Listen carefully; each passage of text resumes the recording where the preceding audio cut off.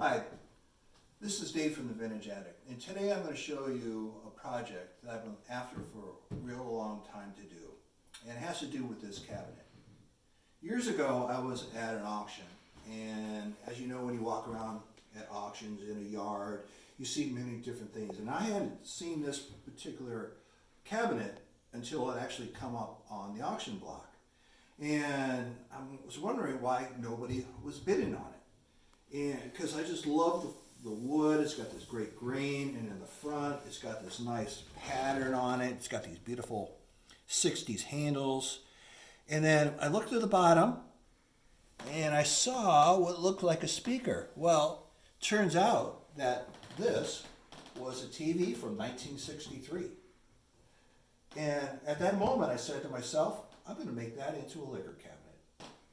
So if you open the doors, you can see where the TV would have sat. And here is the front panel for that. So the first thing I had to do was get that old picture tube out. And it was, at that time it was very dangerous to do because it was still charged. So, but I got it out. And one of the things I found inside of it was this warranty record for when it was made. I took the glass, which was again out front, and I used that as my base. And as I tend to do, I like to use pavers, and I use those as my bottom. And what I'm going to show you today is how to, for less than $20, put LED lights in here, that when you open the door, the light comes on, when you close the door, the light goes off. So let's get started. I have my LED lights, I have a on-off switch, and I have the power supply. Now, all three of these things can be purchased online, and I will have links to each one of these three later on. So there's no need for you to write it down right now. Now, the LED lights will come on this reel, and it's got a nice plug on that. And that plug will plug into this adapter. So the switch adapter, these little sensors show whether the light is on or off. And then, of course, then that will plug into the power supply. Now that I described those to you, let's see how they actually work. So you take this pigtail and you plug it into the proper connection. Now, it's impossible for you to get the wrong connections. So you take this connection and insert it.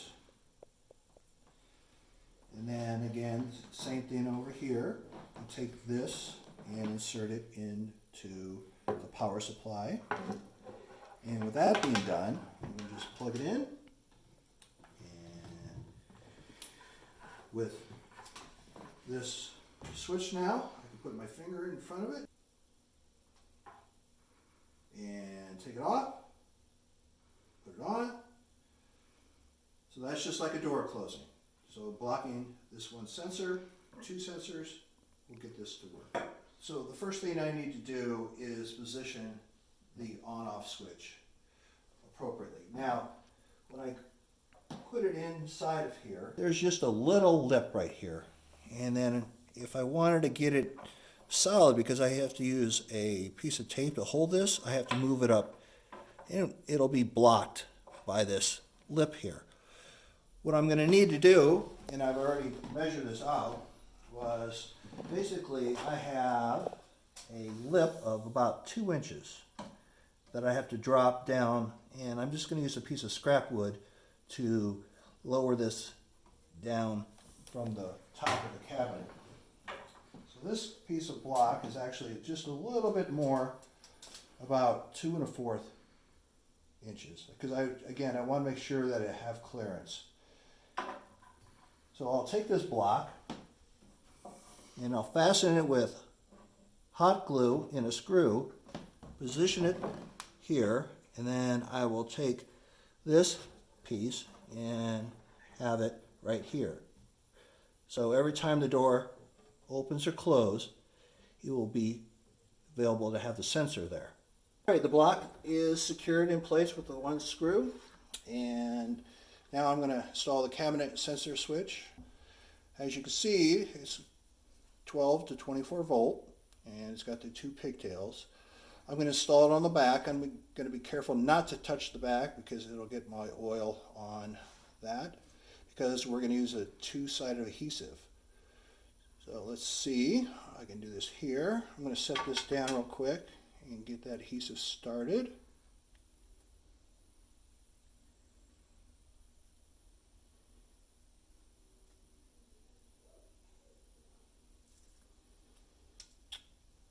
Get my sensor back up and square that up.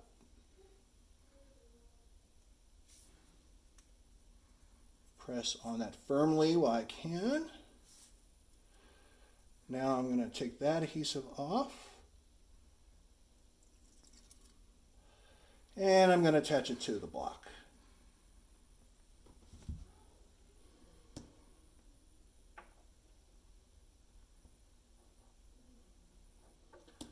Make sure it's aligned with the front of the cabinet.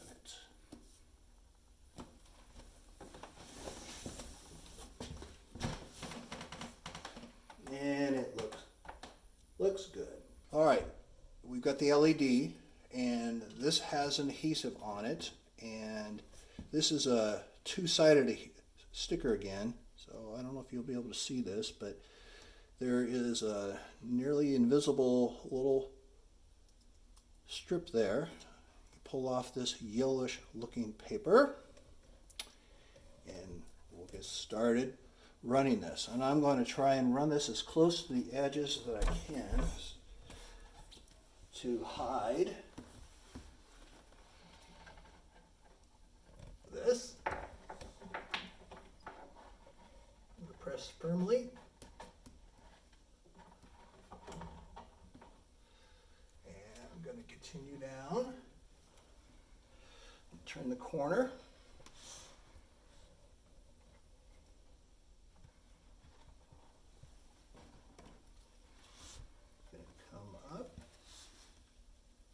Bend. See how well this bends.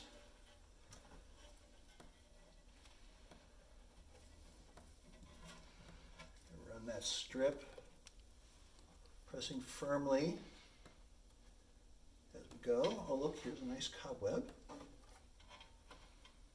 Must not get to that liquor very often. And keep pushing.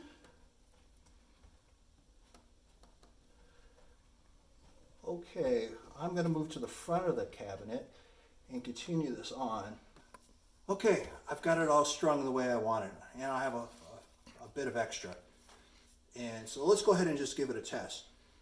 So here's the plug for the LEDs, and here's the plug for the on-off switch. I'm going to put that in here. And I'm later going to hide that up here. And here is the plug-in for the 12-volt battery, or the charger. And that's going to plug right into this switch, and we have this beautiful lights now. Now let's go ahead and see if this works. I'm going to go ahead and close the door. Hey, it's off and on, off, on. The last thing I need to do is show you where to make this cut. And if you see, right here is this copper piece, and it's right between the two light bulbs. What I'm going to do is unplug this, and then I'm going to make that cut.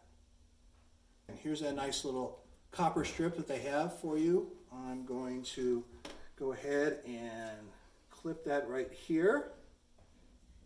Give that a cut. And that's it. So with that being done, this is Dave from the Vintage Addict. I'll see you later.